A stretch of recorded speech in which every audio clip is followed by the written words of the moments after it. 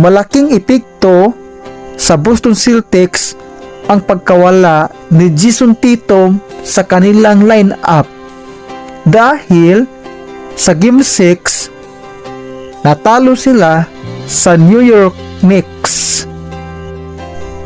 Kung kamakailan si Jason Tatum nagkaroon ng injury dahilan hindi siya nakalaro sa Game 6 at nayari na sila sa kamay ng New York Knicks, sa Boston Celtics fans, in season na ang ating team. Pahinga muna, magpalakas para sa next season. For the New York Knicks, sasabak ulit tayo.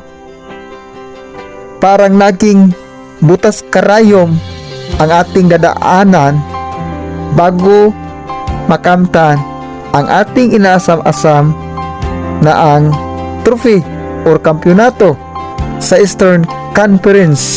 Alam naman natin ang Indiana Pacers, malakas po itong kupunan, parang bagyo dahil napatunayan nila pagkatapos matalo ang number 1 standing sa Eastern Conference na ang Cleveland Cavaliers.